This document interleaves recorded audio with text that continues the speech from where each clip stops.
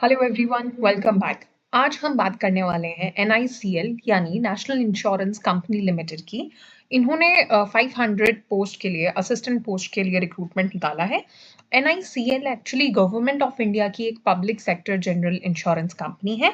तो उन्होंने class 3 cadre के लिए 500 असिस्टेंट पोस्ट की वैकेंसी निकाली है। तो ये इसकी ऑफिशियल वेबसाइट हो जाती है। इसका लिंक मैं नीचे कमेंट सेक्शन में दे दूंगी। ठीक है। अच्छा, अब इनकी ऑफिशियल वेबसाइट पे जब हम रिक्रूटमेंट पे जाते हैं तो आप यहाँ पर देखेंगे ये वाला। ठीक है। ये ये वाला आपको ओपन करना है। आप यहाँ पर क्लिक करेंगे तो अप्लाई कर पाएंगे। ठीक है। और डिटेल्ड एडवर्टीजमेंट के लिए आपको ये PDF खोलना है, जो कि मैंने पहले खोला हुआ है। ठीक है। इसको अभी हम एक्सप्लेन करेंगे। राइट। तो सबसे पहली बात तो ये हो जाती है, अगर आप ग्रेजुएट हैं किसी भी डिसिप्लिन में और गवर्नमेंट जॉब ढूंढ रहे हैं तो ये वीडियो एंड तक देखिएगा, क्योंकि हम इंपॉर्टेंट डिटेल्स इसमें डिस्कस करने जा रहे हैं। तो चलिए शुरू करते हैं। तो देखिए, सबसे पहले तो बेसिक बेसिक बातें। NICL का हेड ऑफिस हो जाता है आपका कोलकाता में। ठीक है। और आपका ये एक public sector general insurance company है जो ओपन मार्केट से 500 असिस्टेंट्स रिक्रूट कर रही है। ठीक है। इंपॉर्टेंट डेट्स की सबसे पहले यहाँ पर बात कर लेते हैं। तो जब हम इंपॉर्टेंट डेट्स की बात करेंगे तो इनकी ऑनलाइन रजिस्ट्रेशन ऑलरेडी शुरू हो चुकी है 18 जुलाई से। लास्ट डेट हो जाती है 7 अगस्त। तो जल्दी से फॉर्म फिल कर दीजिए। ठीक है। एप्लीकेशन फी की पेमेंट विंडो भी 7 अगस्त तक खुली रहेगी। और 2 फेज में एग्जामिनेशन होने वाला है, इंटरव्यू नहीं होगा। तो जब बात करते हैं फेज 1 की, तो वो 27 अगस्त को कंडक्ट होगा, मतलब इसी महीने। ठीक है। और दूसरा, जो भी कैंडिडेट्स फर्स्ट फेज को क्लियर करेंगे, उनका फेज 2 कंडक्ट होगा 30 अक्टूबर। ठीक है।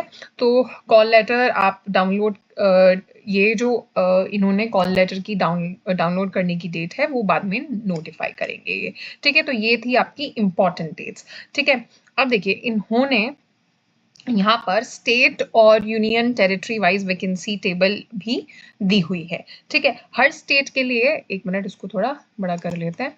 तो हर एक स्टेट और यूनियन टेरिटरी वाइज यहाँ से इन्होंने ये लिस्ट शुरू की हुई है। हर स्टेट के लिए कितनी वैकेंसी है, और कैटेगरी वाइज भी इन्होंने दिया हुआ है, और बैकलॉग वैकेंसीज भी इन्होंने यहाँ पर मेंशन की हैं। ठीक है। तो इसको हम डिटेल में नहीं देख रहे हैं क्योंकि बहुत सारी वैकेंसी हो जाती है। तो जो भी आपका स्टेट है और उस अपने इंटरेस्ट के हिसाब से आप गो थ्रू कर सकते हैं और ये PDF को देख सकते हैं। पेज 2 पे भी यही आपका कंटिन्यू हो रही है। राइट। अच्छा, यहाँ पर देखो, बेसिक बेसिक बात यहाँ पर इन्होंने दी हुई है। राइट। अच्छा, अब देखो, इंपॉर्टेंट बातें थोड़ी सी डिस्कस कर लेते हैं। सबसे पहली बात तो, यहाँ पर जो रिक्रूटमेंट आप लोगों की होनी है, जो रिक्रूटमेंट आपकी होनी है वो स्टेट और यूटी वाइज होती है। मतलब एक ही स्टेट या यूटी के लिए अप्लाई आप कर पाएंगे। अगर किसी स्टेट में SC या फिर ST या फिर OBC के लिए रिजर्व्ड वैकेंसी नहीं है, तो वो कैंडिडेट्स अनरिजर्व्ड वैकेंसी के अगेंस्ट भी अप्लाई कर सकते हैं। लेकिन कैटेगरी बेस्ड रिलैक्सेशन उनको नहीं मिलेगी, सिर्फ एप्लीकेशन फी में। राइट। अच्छा, OBC क्रीमी लेयर की बात करें तो ये कैंडिडेट्स को OBC रिजर्वेशन नहीं मिलेगा, उन्हें अपना कैटेगरी अनरिजर्व्ड यानी जनरल दिखाना होगा। और EWS वैकेंसीज टेंटेटिव हैं और गवर्नमेंट डायरेक्टिव्स के हिसाब से चेंज हो सकती है। मेरिट लिस्ट की बात करें तो वो स्टेट वाइज और कैटेगरी वाइज बनेगी। ठीक है। अच्छा, अब इन्होंने आगे ठीक है, यहाँ पर इन्होंने मेंशन किया है कि वो कैंडिडेट्स जो कि क्वालिफाई करते हैं प्री रिक्रूटमेंट टेस्ट, वो यानी प्रीलिम्स और मेंस एग्जामिनेशन, उनको फर्दर शॉर्टलिस्ट किया जाएगा रीजनल लैंग्वेज टेस्ट के लिए। ठीक है। अब यहाँ से आपका एलिजिबिलिटी क्राइटेरिया शुरू होता है। सबसे पहले नेशनैलिटी का इन्होंने यहाँ पर मेंशन किया है। अब एज की बात करें, एज ऑन 1 जुलाई 2026, तो मिनिमम एज हो जाती है 21 ईयर्स और मैक्सिमम हो जाती है आपकी 30 ईयर्स। ठीक है। मतलब कैंडिडेट्स का बर्थ 2 जुलाई 1996 से 1 जुलाई 2005 के बीच होना चाहिए। ठीक है।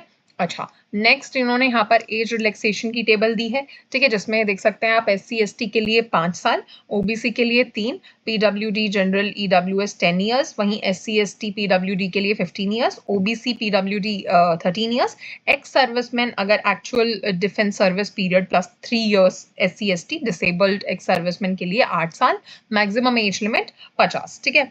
और यहाँ पर विडो हो गया, डिवोर्स्ड लेडी या फिर आपका लीगली सेपरेटेड वुमेन जो हैं जिन्होंने दोबारा शादी नहीं की है, तो वो जनरल और EWS के लिए 35 हो जाता है, OBC के लिए 38, SC/ST के लिए 40 इयर्स, राइट।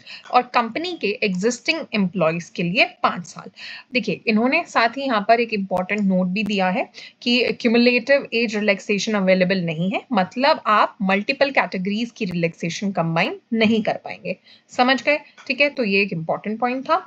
आगे बात कर लेते हैं अब आपका एजुकेशनल क्वालिफिकेशन के लिए। तो देखिए, इन्होंने यहाँ पर मेंशन किया है कि कैंडिडेट के पास किसी भी डिसिप्लिन में ग्रेजुएशन डिग्री होनी चाहिए रिकॉग्नाइज्ड यूनिवर्सिटी से 1 जुलाई 2026 तक, ठीक है। और एक और इंपॉर्टेंट बात इन्होंने यहाँ पर बोला है, रीजनल लैंग्वेज का नॉलेज होना बहुत जरूरी हो जाता है।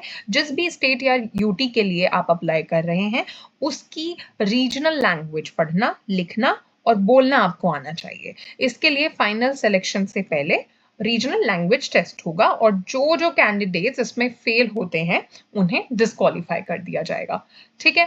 ये सिंपल सी बात है जो इन्होंने यहाँ पर मेंशन की है। आई होप आपको क्लियर है ये। और नेक्स्ट इन्होंने यहाँ पर कुछ डेफिनेशन दी है जो कि आप देख सकते हैं, ठीक है। इनकी डेफिनेशन जो भी इन्होंने यहाँ पर मेंशन की है, और इनका यहाँ पर गाइडलाइन हो जाती है आपका इसके लिए स्क्राइब की फैसिलिटी के लिए, तो आप ये भी देख सकते हैं। और नेक्स्ट आगे चलते हैं। ये PWD कैंडिडेट्स के लिए गाइडलाइन इन्होंने यहाँ पर मेंशन की हुई है। अच्छा, अब सबसे पहले बात कर लेते हैं प्री एग्जामिनेशन ट्रेनिंग ऑनलाइन के बारे में। तो देखिए, इसका मेंशन इन्होंने SC/ST OBC PWD कैंडिडेट्स इसके लिए एलिजिबल हैं, लेकिन इससे जॉब मिलने की कोई भी गारंटी नहीं है, ठीक है। और सिलेक्शन प्रोसीजर की बात करें तो ये यहाँ से शुरू होता है, ठीक है। तो यहाँ से आपका सिलेक्शन प्रोसीजर के बारे में बात करते हैं जो कि इन्होंने यहाँ पर मेंशन किया हुआ है। मैं पहले ही बता चुकी हूँ, 2 फेज में एग्जाम होने वाला है। फेज 1 में आपका प्रीलिमिनरी एग्जामिनेशन होगा, फेज 2 में आपका मेन एग्जामिनेशन होगा। दोनों ही CBT मोड यानी ऑनलाइन एग्जामिनेशन आपका होने वाला होगा, ठीक है। तो अगर प्रीलिमिनरी एग्जामिनेशन की बात करें तो 100 मार्क्स 60 मिनट्स ड्यूरेशन हो जाता है। 3 सेक्शन इन्होंने यहाँ पर मेंशन किए हैं। इंग्लिश लैंग्वेज की बात करें तो 30 क्वेश्चंस 30 मार्क्स टोटल 20 मिनट्स आपको मिलेंगे। रीजनिंग एबिलिटी भी ऑब्जेक्टिव टाइप है ये, ठीक है। रीजनिंग एबिलिटी के लिए आपका क्वेश्चंस 35 होते हैं, मार्क्स 35 और 20 मिनट्स आपको मिलेंगे। क्वांटिटेटिव एप्टीट्यूड की बात करें तो 35 क्वेश्चंस 35 मार्क्स और उसके लिए आपको मिलेगा 20 मिनट्स। पूरी टोटल एग्रीगेट की बात करें तो नंबर ऑफ क्वेश्चंस 100 हो जाते हैं, मैक्सिमम मार्क्स 100 और आपका पूरा ड्यूरेशन हो जाता है 60 मिनट्स, राइट। हर एक सेक्शन में अलग से इन्होंने यहाँ पर मेंशन किया है कि हर एक सेक्शन को अलग से क्वालिफाई करना है, ठीक है। अप्रोक्सीमेटली 15 गुना वैकेंसीज जितने कैंडिडेट्स मेन एग्जाम के लिए शॉर्टलिस्ट होंगे, ठीक है। अच्छा, अब इन्होंने फिर मेन एग्जामिनेशन का यहाँ पे दिया हुआ है जो कि 200 मार्क्स 120 मिनट्स ड्यूरेशन हो जाता है। इसमें आपके 5 सेक्शन होंगे। पहला रीजनिंग एबिलिटी, दूसरा इंग्लिश लैंग्वेज, फिर न्यूमेरिकल एबिलिटी, जनरल अवेयरनेस और कंप्यूटर नॉलेज, ठीक है। ऑब्जेक्टिव टाइप है, नंबर ऑफ क्वेश्चन इन्होंने यहाँ पे दिए हुए हैं, मैक्सिमम मार्क्स ये हो जाते हैं और ड्यूरेशन आपका हो जाती है 15 मिनट इन्होंने जनरल अवेयरनेस और कंप्यूटर नॉलेज के लिए दिया है, बाकी तीनों के लिए 30 मिनट्स हो जाता है। ये मीडियम ऑफ एग्जाम इन्होंने यहाँ पर मेंशन किया हुआ है। अब नेगेटिव मार्किंग के बारे में बात करें तो एक मिनट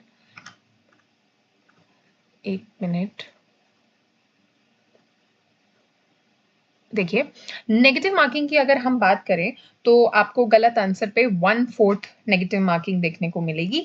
1/4 मार्क्स काटे जाएंगे। अटेम्प्ट नहीं किए गए क्वेश्चंस पे कोई भी डिडक्शन नहीं है, ठीक है। मेन एग्जाम क्वालिफाई करने वाले कैंडिडेट्स को ये मैं पहले भी मेंशन कर चुकी हूँ, रीजनल लैंग्वेज टेस्ट के लिए बुलाया जाएगा और ये सिर्फ क्वालिफाइंग नेचर का है, इसमें कोई भी स्कोर नहीं मिलता है, ठीक है।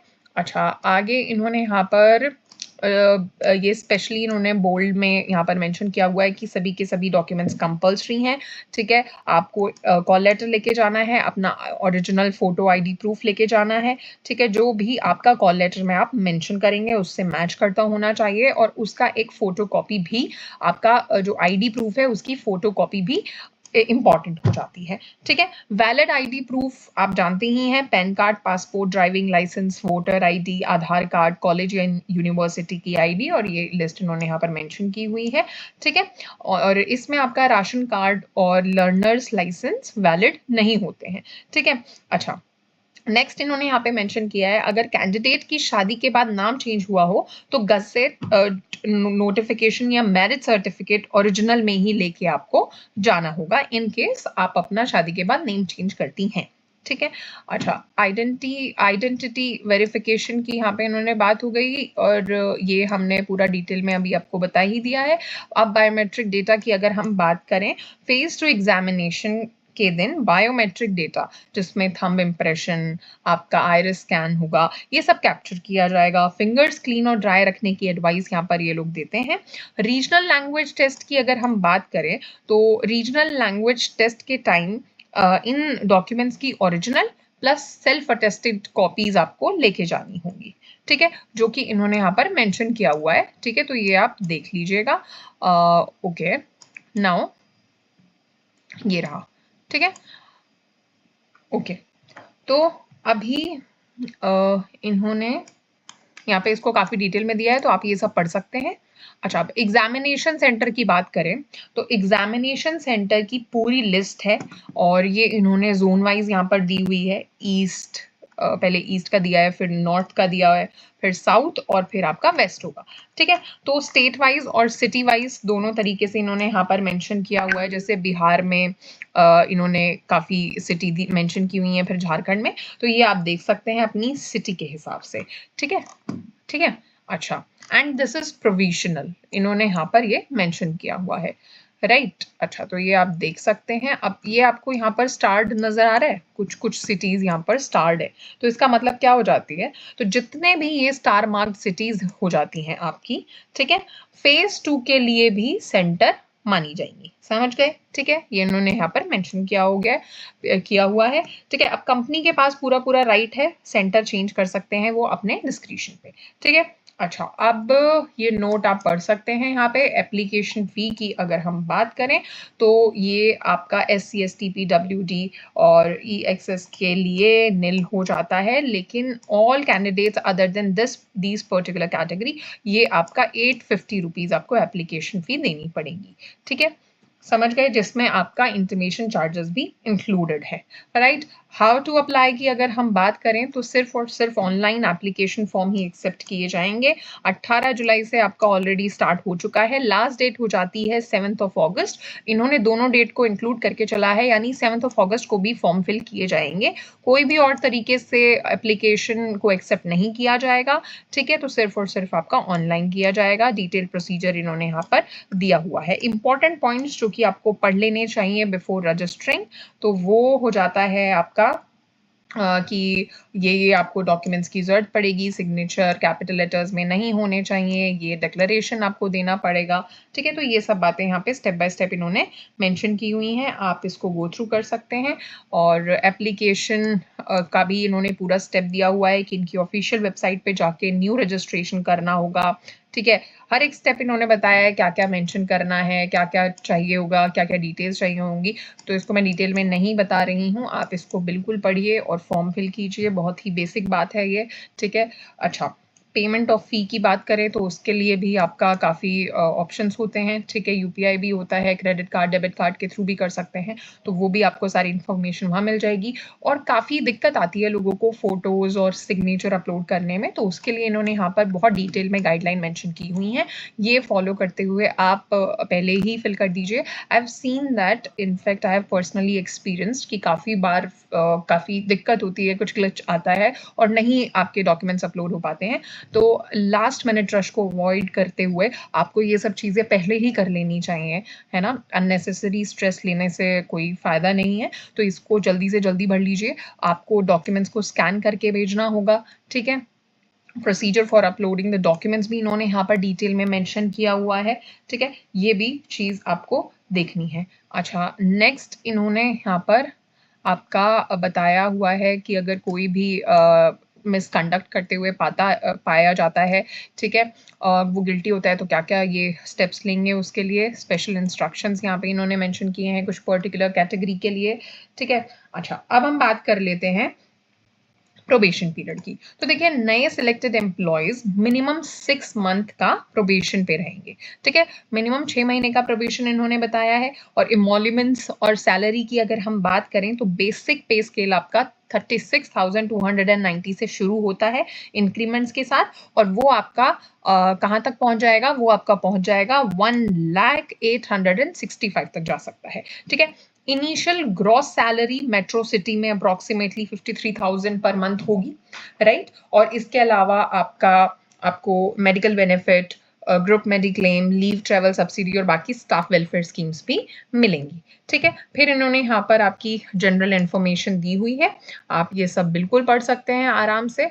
इनका जो ये पीडीएफ है नोटिफिकेशन का, ये काफ़ी लंबा है, इन्होंने डिटेल में सभी चीज़ें बताई हैं। आगे फिर वही आपका सर्टिफिकेट वगैरह है जो पर्टिकुलर कैटेगरीज के लिए बीच में इन्होंने मेंशन किया हुआ था, ठीक है। तो ये आप अपनी कैटेगरी के हिसाब से देख सकते हैं। तो ये था आपका NICL असिस्टेंट रिक्रूटमेंट 2026 का कंप्लीट ब्रेकडाउन। 500 पोस्ट है, सैलरी अप्रोक्सीमेटली 53,000 पर मंथ बनेगी आपकी, ठीक है, इनिशियल स्टेज की अगर हम बात करते हैं तो, राइट। और ये क्लास 3 कार्डर की गवर्नमेंट जॉब हो जाती है। रजिस्ट्रेशन की लास्ट डेट मैं रिपीट कर रही हूँ 7 अगस्त है, तो जल्दी से फॉर्म फिल कर दीजिए, ज़्यादा दिन बचे नहीं है। इनकी ऑफिशियल वेबसाइट को मैं कॉमेंट सेक्शन में मेंशन कर दूंगी, वहाँ से जाके आप डायरेक्टली अप्लाई कर सकते हैं। एंड अगर आपको ये वीडियो हेल्पफुल लगा है तो प्लीज़ इसको शेयर कीजिए। Thank you very much and all the very best.